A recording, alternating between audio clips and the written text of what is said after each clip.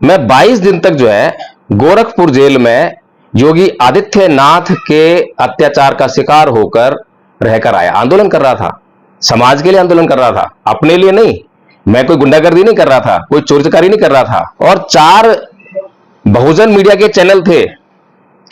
भाई साहब, मुझे एक भी वीडियो दिखाइए, एक भी रील दिखाइए मेरी जो है, जब मैंने इस मैटर को कि मैं 22 दिन तक जेल में रहा, लेकिन चंद्रशेखर आजाद ने एक बार भी अपने मुंह से इस अत्याचार और शोषण के खिलाफ आवाज नहीं उठाई। मैंने एक भी रील बनाई हो, एक भी वीडियो बनाया हो, बताइए आप मुझे। आप कह रहे हैं कि मैं फेमस होना चाहता हूं। 22 दिन तक अगर मैं समाज के लिए जेल में रह रहा हूं तो मेरा यह हक बनता है, मेरा अधिकार बनता है कि मैं समाज से पूछूं कि ये जो जितने भी नेता, बड़े बड़े नाम जिनको आप जानते हैं, बड़े बड़े मीडिया के चैनल जिनको आप जानते हैं, और आपके भाई चंद्रशेखर रावण जी जिनके आप जो गुणगान कर रहे हैं, भक्ति में लिप्त हैं, उन्होंने हमारे लिए आवाज क्यों नहीं उठाई?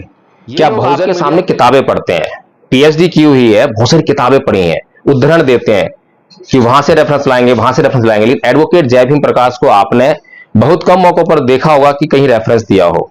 तो इंटेलेक्चुअलिटी क्या होती है उसको पहचानने का काम कीजिए। संत कबीर ने आपके सामने कहीं से उदाहरण पेश नहीं किए, कोई रेफरेंस नहीं दिए, कोई वेद पुराण पढ़कर नहीं आए थे उजय, बिल्कुल अनपढ़ आदमी थे, लेकिन उनकी बातों में मौलिकता थी, इसलिए समाज ने उनको स्वीकार किया।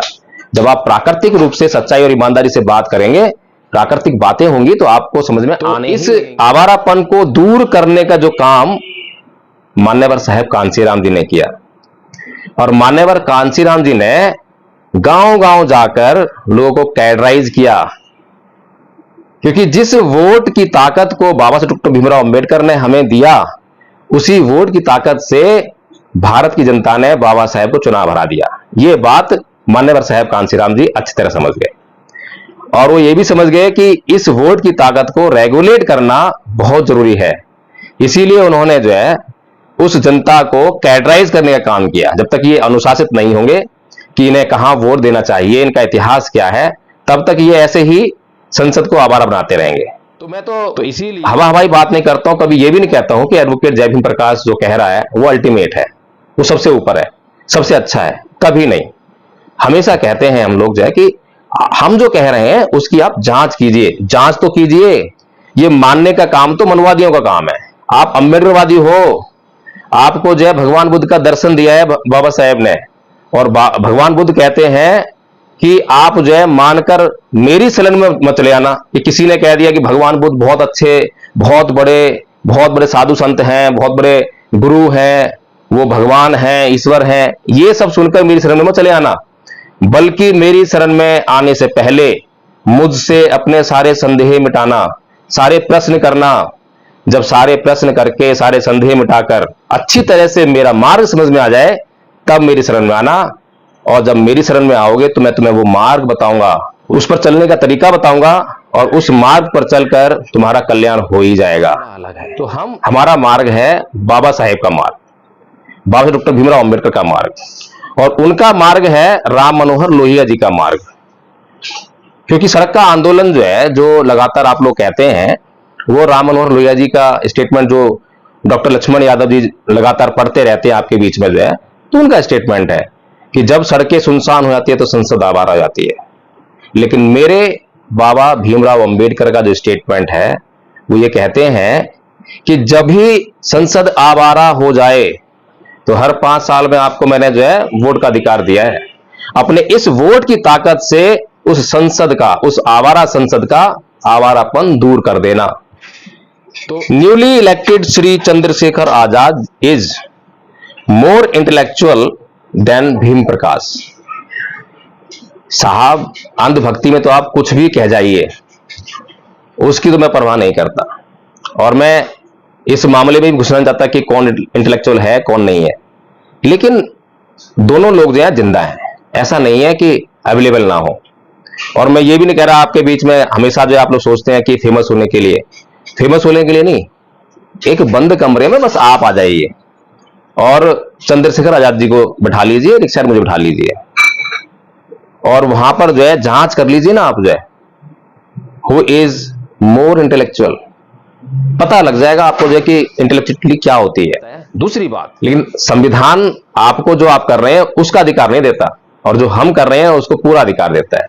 अब जो संविधान हमें अधिकार देता है, आप चाहते हैं कि उस अधिकार को हमसे छीन लें, और जो आप काम कर रहे हैं जिसकी इजाजत आपको संविधान नहीं देता है, आप चाहते हैं कि वो काम आप करते रहें। आप खुद सोचिए, चंद्रशेखर आजाद जो है सांसद बने हैं, तो इससे हमें दुख नहीं हो रहा है, हमें खुशी ही हो रही है कि जो 131 सांसद हैं उनमें से एक चंद्रशेखर आजाद हैं। बाकी के जो लोगों को हम देखते हैं तो कहीं वो तो एक नंबर के जो है गुलाम हैं दूसरी पार्टियों के। ये कम से कम जो है अपने मिशन मूवमेंट की बात तो करेंगे। तो हमें क्यों तो कमेंट पढ़ के बताए हैं, और ढेर सारे कमेंट आप जाकर जो है वीडियो देख सकते हैं कि किस तरह के अमर्यादित शब्दों का इस्तेमाल जो है चंद्रशेखर रावण जी के अंधभक्त लोग करते हैं। अंधभक्त केवल मोदी जी के नहीं है, हिंदू धर्म में ही नहीं पाए जाते हैं, क्योंकि ये जो पैदाइश है ये हिंदू धर्म की ही पैदाइश है, वहीं से चलकर आ रही है। अगर मैं जो काम कर रहा हूं, आप मुझे बताइए कि जो आप मेरे वीडियोस देखते हैं, कभी मैं मेरठ में हूं, कभी बरेली में हूं, और वहां लोगों को एक घंटे का कैडर दे रहा हूं, गला सूख जाता है और गले में कई बार दर्द होने लगता है, लोगों को समझा रहा हूं। इस तरह का एक भी वीडियो आप जो है मुझे भाई चंद्रशेखर रावण जी का आप डालकर दिखा दीजिए, बता दीजिए कि कहां पर जो है कैडर हुआ है। फेमस होना चाह रहा है भाई साहब, अगर मैं फेमस होना चाह रहा होता तो मैंने इतने बड़े बड़े लोग जो बड़े बड़े नाम हैं उनके साथ में कितने मंच सजा किए हैं। मेरे फेसबुक प्रोफाइल पर जाकर देखिए कि आज तक किसी के साथ मैंने फोटो खिंचवाकर वहां पे डाला है क्या? मैं अपने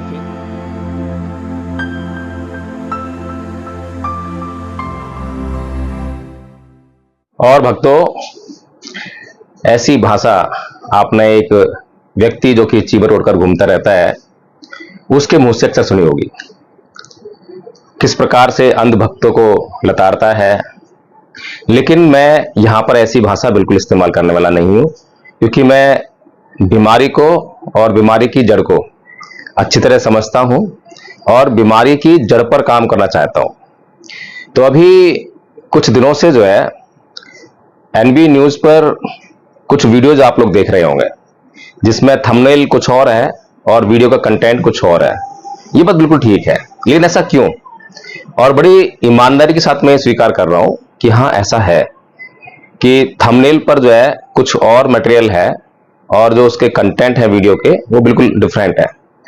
ऐसा इसलिए है क्योंकि जो व्यक्ति है उसकी जो दृष्टि है वो काम, क्रोध, मोह, लोभ, द्वेष, तृष्णा, ईर्ष्या, राग तमाम तरह के विकारों से बाधित है।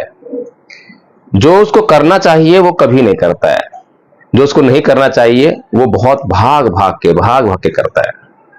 राग रंजित और द्वेष रंजित होने की उसकी पुरानी आदत है। बचपन से जब वो पैदा हुआ और अब तक जो जीवन जी रहा है, सारा जीवन जो है उसका राग रंजित और द्वेष रंजित है। इसी से बना हुआ है, राग से और द्वेष से ही उसके चित्त का निर्माण हुआ है, उसके व्यक्तित्व का निर्माण हुआ है। तो जाहिर सी बात है कि जब बहुत अच्छा वीडियो बनाया जाए, उस कंटेंट में जो है बहुत नॉलेज हो, लेकिन वीडियो सिंपल हो। जैसे कि वीडियो जो कंटेंट मेकर्स होते हैं बहुत अच्छे लोग हैं, बहुत अच्छे से कंटेंट बनाते हैं, बड़े बड़े नाम आपने देखे हैं। अभी ध्रुव राठी के वीडियो काफी मिलियंस पे चलते हैं, लेकिन वो बनाने का तरीका जो है वो आपको जो है राग पैदा करता है आपके अंदर, इसलिए आप उसको लगातार देखते रहते हैं। नॉलेज प्लस राग, दो चीजें, ये बहुत अच्छी बात है। लेकिन कुछ यूट्यूबर्स जो है बड़ा, क्योंकि हम जैसे यूट्यूबर्स बेसिकली जिनके ऊपर जो है बहुत जिम्मेदारी है, सामाजिक काम भी करना है, धार्मिक काम करना है, राजनीतिक विश्लेषण भी करना है, समाज के बीच में कैडर भी करना है, वकालत भी करनी है, और फिर आपके लिए ये वीडियो बनाने हैं, वीडियोस फिर आपके लिए लगाने भी हैं। ये काम इतना आसान नहीं है। इस काम को करने में हम 24 घंटे लगे रहते हैं, तब जाकर आप तक ये काम पहुंच पाता है। लेकिन आपकी तवज्जो कितनी है? वो जीरो है। जीरो क्यों है? क्योंकि मान लीजिए कि थंबनेल पर जो है जो आपको दिखाया गया है वो दिखाया गया है जो ट्रेंड कर रहा है। अभी आदरणीय, माननीय, सम्माननीय सांसद चंद्रशेखर आजाद जी जो है निर्वाचित होकर संसद पहुंचे हैं, लेकिन लोगों को ऐसा लगने लगा, जो उनके अंधभक्त हैं, कि एडवोकेट जय भीम प्रकाश, नीलम बौद्ध ये तो हमेशा चंद्रशेखर की बुराई करते रहे हैं, कभी झांकने का प्रयास नहीं किया, जांच करने का प्रयास नहीं किया कि वास्तव में चंद्रशेखर की बुराई हो रही है या उनका विश्लेषण हो रहा है।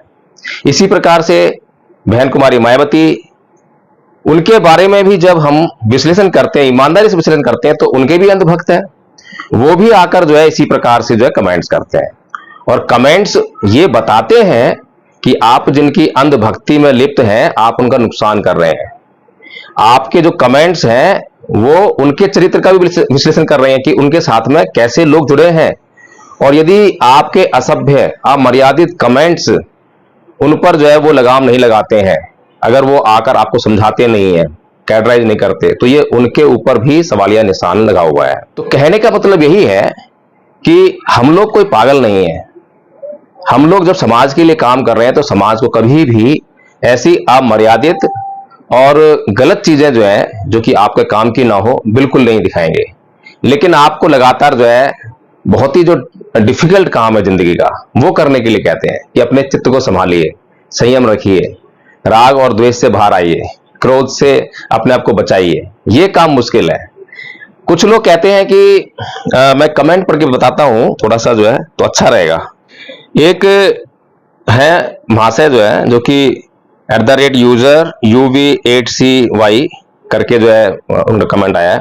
ये कहते हैं कि आप कैसे यूट्यूबर हो, कंटेंट क्या है वीडियो का और उसकी हेडिंग चंद्रशेखर आजाद की बना रहे हो, सोच रहे हो कि चंद्रशेखर के नाम से चैनल की प्रसिद्धि करा ली जाए। बुद्ध ने कहा है कि दूसरे के लिए गड्ढा खोदकर आप सुखी कैसे हो सकते हो, अपना सुंदर आशियाना कैसे बना सकते हो। बात तो बहुत अच्छी कही है, लेकिन महाशय अगर आपने वीडियो में क्या दिखाया है, कंटेंट क्या है, अगर थोड़ा सा विश्लेषण उसका भी कर लिया होता कि वो समाज के लिए कितना काम का है तो ज्यादा अच्छा रहता। लेकिन आपको क्या चाहिए था कि चंद्रशेखर आजाद का जो हमने थंबनेल बनाया है उसके पीछे कितनी भीड़ है, वो भीड़ क्या कर रही है, चंद्रशेखर कौन से थाने में जाके धमक गए, कहां पर सड़क पर उतर गए, कहां पर पुलिस वालों धमका रहे हैं। ये सब जो है, जो आपकी जो प्रवृत्ति है, ये देखने की जो है केवल, और उसमें कोई भी समाज के लिए लाभ या कल्याण वाली बात नहीं है। लेकिन कंटेंट्स क्या कह रहे हैं, आपका क्या मार्गदर्शन कर रहे हैं, आपने जरा सी भी तवज्जो नहीं दी कि जरा सा उसके बारे में विचार कर लेते। चलिए दूसरा एक और कमेंट पढ़ते हैं। एक कमेंट है, तुम लोग कितने गिरे हुए हो, ओ भाई चंद्रशेखर का नाम लेकर व्यू बटोर रहे हो, भाई को गिराने का काम मत करो, तुम लोग को अनसब्सक्राइब करने जा रहा हूं। जय भीम। जय भीम बोल रहे हैं और अनसब्सक्राइब करने जा रहे हैं।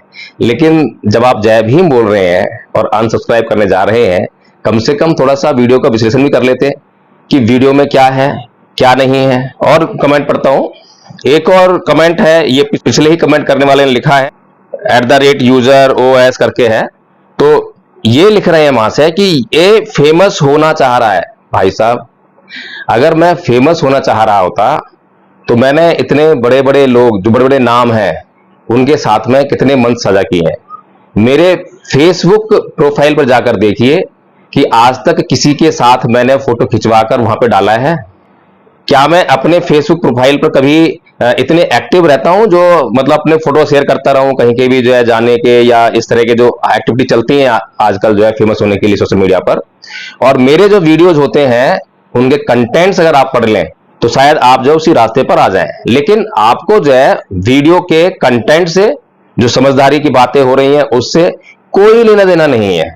आप कह रहे हैं कि मैं फेमस होना चाहता हूं। अरे भाई, अगर मैं जो काम कर रहा हूं, आप मुझे बताइए कि जो आप मेरे वीडियोस देखते हैं, कभी मैं मेरठ में हूं, कभी बरेली में हूं, और वहां लोगों को 1-1 घंटे का कैडर दे रहा हूं, गला सूख जाता है और गले में कई बार दर्द होने लगता है, लोगों को समझा रहा हूं। इस तरह का एक भी वीडियो आप जो है मुझे भाई चंद्रशेखर रावण जी का आप डालकर दिखा दीजिए, बता दीजिए कि कहां पर जो है कैडर हुआ है, कहां पे कैडर दिया है। और मैं 22 दिन तक जो है गोरखपुर जेल में योगी आदित्यनाथ के अत्याचार का शिकार होकर रहकर आया। आंदोलन कर रहा था, समाज के लिए आंदोलन कर रहा था, अपने लिए नहीं। मैं कोई गुंडागर्दी नहीं कर रहा था, कोई चोरी चकारी नहीं कर रहा था। उस आंदोलन में 9 लोग गिरफ्तार हुए, 22 दिन तक जेल में गए, और 4 बहुजन मीडिया के चैनल थे। भाई साहब, मुझे एक भी वीडियो दिखाइए, एक भी रील दिखाइए मेरी जो है, जब मैंने इस मैटर को कि मैं 22 दिन तक जेल में रहा, लेकिन चंद्रशेखर आजाद ने एक बार भी अपने मुंह से इस अत्याचार और शोषण के खिलाफ आवाज नहीं उठाई। मैंने एक भी रील बनाई हो, एक भी वीडियो बनाया हो, बताइए आप मुझे।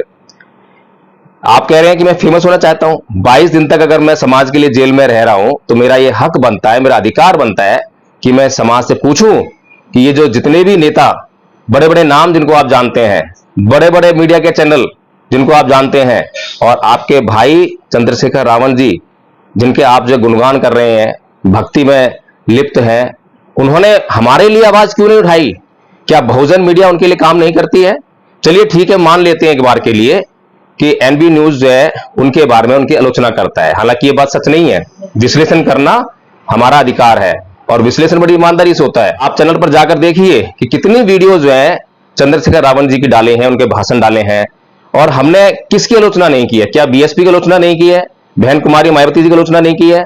सबकी आलोचना करते हैं, जहां पर मौका मिलता है, जैसा विश्लेषण करना होता है वैसा करते हैं। तो ये जो आप कह रहे हैं कि फेमस होना चाह रहा है, भाई साहब जो हम काम करते हैं उसके कारण जो है लोग हमसे कनेक्ट होते हैं, और हम लोग जब काम करते हैं जमीन पर काम, भाई चंद्रशेखर सड़क का आंदोलन करते हैं जिसके लिए बाबा साहब ने मना किया आपको, लेकिन हम लोग बाबा साहब का काम करते हैं जमीन पर जाकर, गांव देहात में जाकर, सड़ी गर्मी में, बरसात में, सड़ी बड़ी कड़ी ठंड में, जैसा भी मौसम हो और जहां से बुलावा आता है हम तुरंत जाते हैं। हमारे पास साधन या संसाधन है या नहीं है उसकी परवाह किए बगैर जाते हैं। और जो आप ये फेमस होने का जो एलिगेशन लगा रहे हो, हम लोग आज से काम नहीं कर रहे हैं समाज में, हम लोग कब से काम कर रहे हैं, जाकर जो है सारा सोशल मीडिया पर है, देखिए, जांच कीजिए। और चंद्रशेखर रावण जी कब से काम करना शुरू किए हैं उनको भी देखिए, और क्या काम, दोनों का अगर काम की जांच करेंगे तो आपको पता लगेगा कि क्या काम हो रहा है।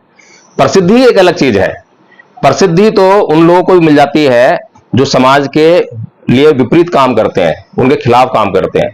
प्रसिद्ध तो भारत के प्रधानमंत्री मोदी जी भी हैं, अमित शाह भी हैं, तो क्या इनको जो है सही दिशा में किया गया काम कह सकते हैं? बहुत से लोग जो गुंडे माली वो भी फेमस है। फेमस होने के लिए जो है जरूरी नहीं है कि यही काम किया जाए। और दूसरे लोग भी मैं देखता हूं कि मतलब चंद्रशेखर रावण के साथ में जो फोटो लगा लगाकर जो है सोशल मीडिया पर लगा रहे हैं फेमस होने की, वो फेमस होने का काम है। तो और कमेंट पढ़ते हैं, देखते हैं क्या लिखते हैं लोग जो है। एक कमेंट है @हसना कुमार 1866 करके है, ये लिखते हैं, अरे मैडम अपनी कुछ तो औकात रखो, जो पैसे कमाने के लिए बार बार चंद्रशेखर आजाद का नाम ना लेना पड़े। और दूसरा कमेंट इन्हें कही है, शाबाश मैडम, ये है तुम्हारा असली काम, चंद्रशेखर आजाद को बदनाम करके समाज को गुमराह करना। तुम्हारी और तुम्हारे भैयाओं की तो इतनी औकात नहीं जो समाज का भला कर सके। ये अंबेडकरवादियों की भाषा है। हम लोग जब दूसरे लोग कमेंट करते हैं जिन्हें हम मनुवादी कहते हैं, बड़ी कड़ी आलोचना करते हैं कि ये मनुवादी हैं, ये हैं, ये वो हैं। और ये लोग कौन है? क्या ये अंबेडकरवादी नहीं है? क्या ये चंद्रशेखर रावण से जुड़े हुए लोग नहीं है?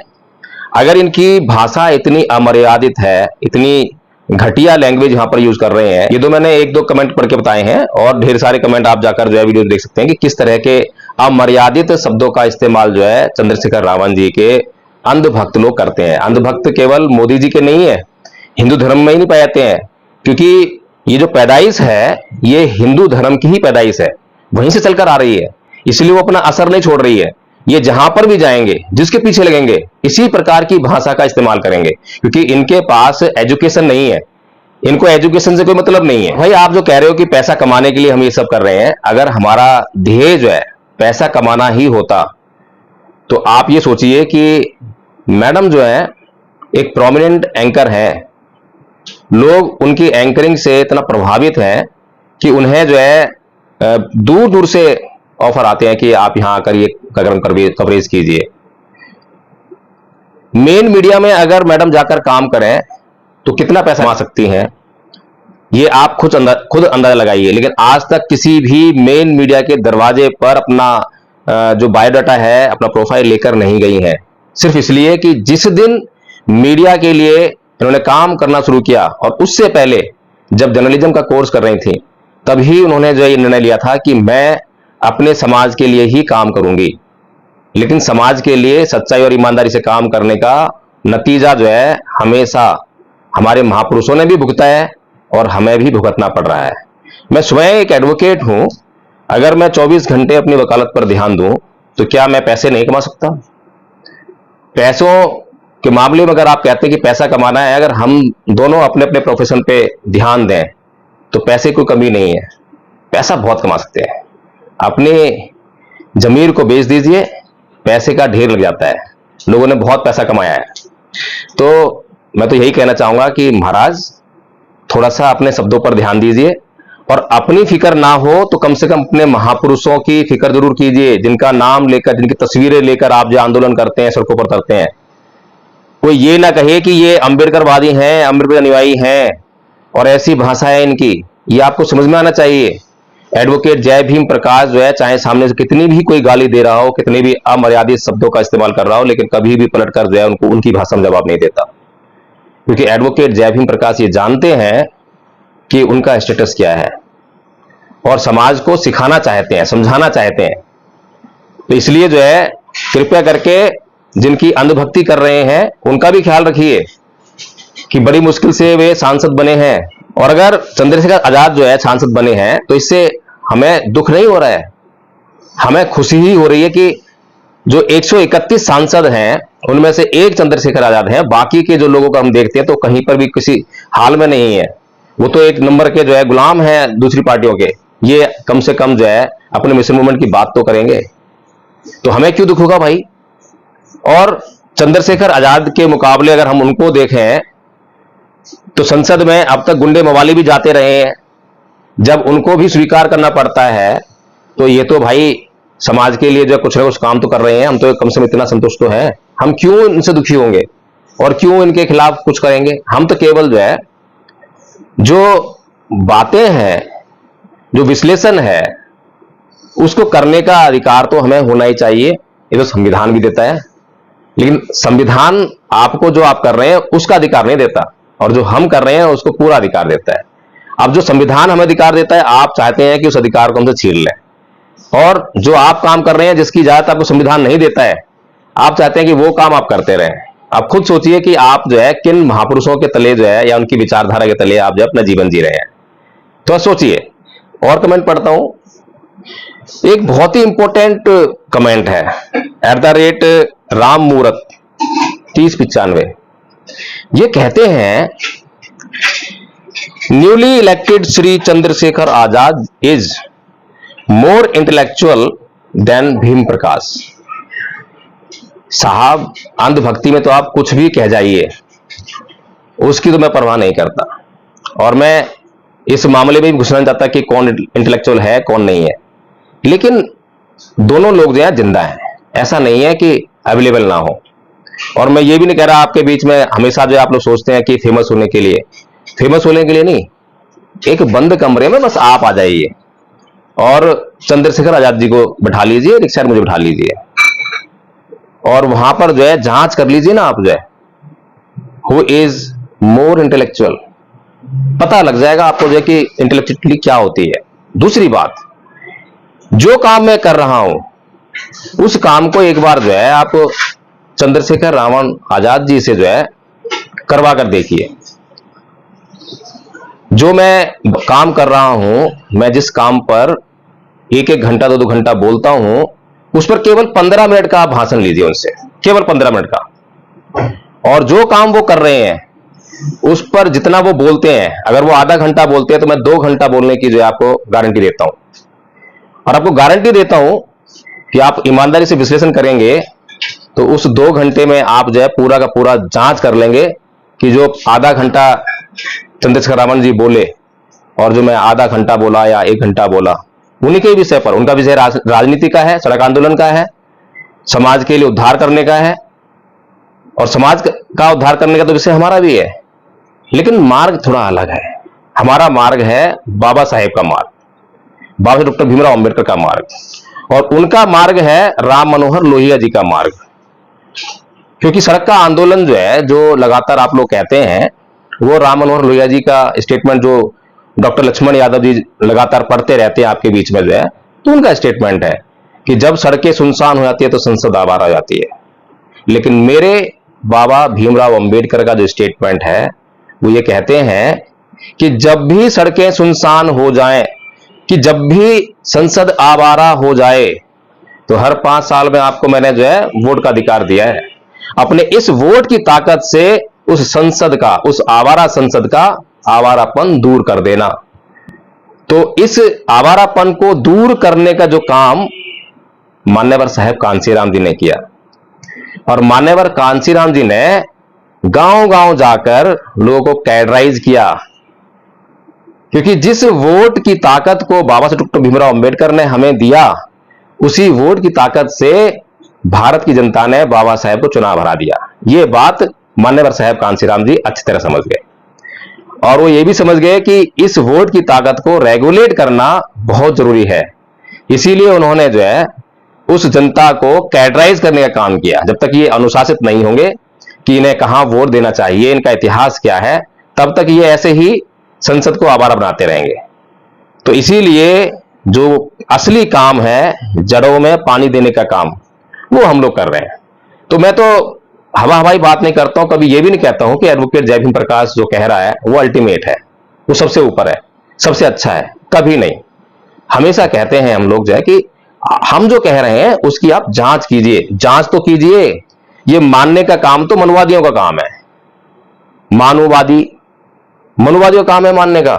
आप अम्बेडकरवादी हो, आपको जो है भगवान बुद्ध का दर्शन दिया है बाबा साहेब ने, और भगवान बुद्ध कहते हैं कि आप जो है मानकर मेरी शरण में मत चले आना। कि किसी ने कह दिया कि भगवान बुद्ध बहुत अच्छे, बहुत बड़े साधु संत हैं, बहुत बड़े गुरु हैं, वो भगवान हैं, ईश्वर हैं, ये सब सुनकर मेरी शरण में मत चले आना, बल्कि मेरी शरण में आने से पहले मुझसे अपने सारे संदेह मिटाना, सारे प्रश्न करना।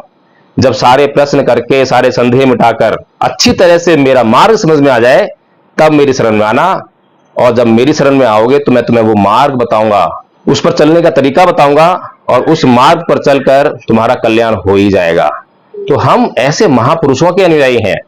आप क्यों कह रहे हैं कि चंद्रशेखर रावण ये है और जय भीम प्रकाश ये है? तुलना करने का क्या मतलब है भाई? वो राजनीतिक कार्य कर रहे हैं, हम तो उनको मना नहीं कर रहे हैं कि आप मत कीजिए, या उनको बुरा नहीं कह रहे हैं कि वो गलत कर रहे हैं। हाँ, तरीके पर सवाल उठाना हमारा लाजमी है। हमने सवाल उठाए हैं, कुछ आज तक जवाब नहीं मिला है। अगर जवाब नहीं मिल रहा है और सवाल करने पर पाबंदी आप लगा रहे हैं, तो आप जो है अम्बेडकरवादी नहीं है, आप मनुवादी हैं। क्योंकि मनुवादी लोग जो है सवाल करने पर पाबंदी लगाते हैं। अगर वास्तव में, मैं फिर से अब जो आपको चुनौती दे रहा हूं, जो आपने यहां पर जो कमेंट किया है उसको जो है आप ध्यान से, अपने ही कमेंट को ध्यान से सुनिए। आपको इस कमेंट की जांच करने का पूरा अधिकार है, और बिना जांच किए आपको यह बोलने का बिल्कुल अधिकार नहीं है। और मैंने कभी ये नहीं कहा कि मैं जो है किससे ज्यादा बुद्धिमान हूं, किससे कम बुद्धिमान हूं, ये मैटर ही नहीं करता। आपके पास जो भी बुद्धिमता है, जो भी बुद्धि है, उसका अपने समाज के लिए इस्तेमाल कीजिए। आपकी बुद्धि आपकी धरोहर नहीं है, आपके समाज की विरासत है, आपके समाज की धरोहर है, वो आपके समाज की संपत्ति है। उस बुद्धि से अपना भला मत कीजिए, समाज का भला कीजिए। और एडवोकेट जय भीम प्रकाश जो काम कर रहे हैं, उस काम को बेशक जो है स्लो है, लेकिन गंभीरता बहुत है। आज बहुत से लोग उस काम को जान रहे हैं, पहचान रहे हैं, जो ईमानदारी से विश्लेषण करना जानते हैं, जो कुछ हद तक सम्यक दृष्टि को प्राप्त हो चुके हैं, जिनके दिमाग पर जो है नाना प्रकार के आवरण नहीं है। वे लोग जो है ये जान रहे हैं कि एडवोकेट जय भीम प्रकाश जो बात कह रहे हैं, आज से पहले इस देश में परम पूज्य बाबा साहब डॉक्टर भीमराव अंबेडकर ने जो बात कही, उसकी सही जो पालना हो रही है, जो सही संदेश दिया जा रहा है, वो केवल और केवल जो है एडवोकेट जय भीम प्रकाश जी दे रहे हैं। तो इस बात को जो है आपको गंभीरता से समझना चाहिए कि एडवोकेट जय भीम प्रकाश जो है क्या कह रहे हैं और समाज के लिए वो कितना जरूरी है। केवल फेमस हो जाने से समाज का कल्याण होने वाला नहीं है। मैं लगातार जो है प्रोफेसर रतनलाल जी के बारे में उनकी आलोचना भी करता रहा हूं, प्राचार्य जी की आलोचना भी करता रहा हूं, डॉक्टर ऋतु की आलोचना भी करता रहा हूं। मैं जितने भी समाज के इंटेलेक्चुअल्स हैं उनकी आलोचना करता रहा हूं। ये मेरा अधिकार है।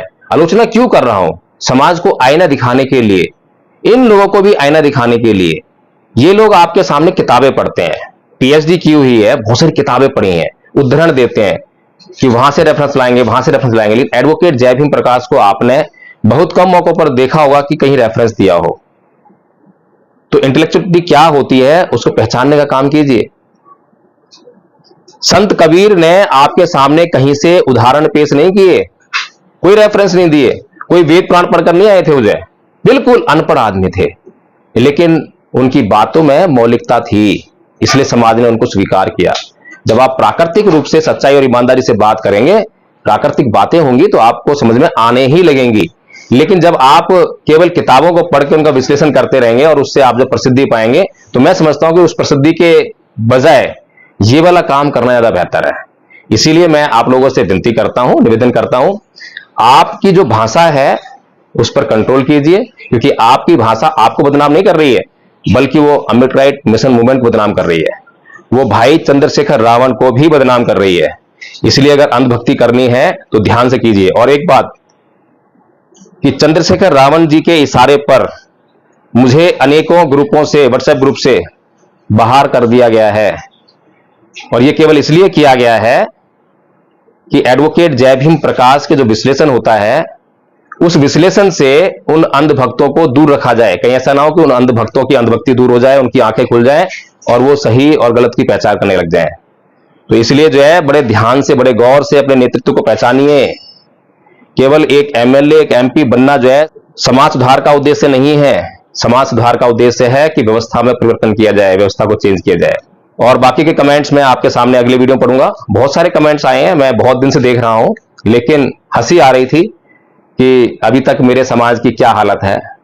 मैं बाबा साहेब की बात करता हूं, बुद्ध की बात करता हूं, लेकिन बाबा साहेब और बुद्ध से अभी तक समाज का कोई लेना देना नहीं है। अभी तक वही प्रवृत्ति, वही मनोभाव, जहां से बाबा साहेब ने मना किया कि इसको छोड़ दो, छोड़ ही नहीं पा रहे हैं अभी तो है। तो अगले वीडियो में और कमेंट्स पढ़ेंगे। जय भीम, नमो बुद्धाय।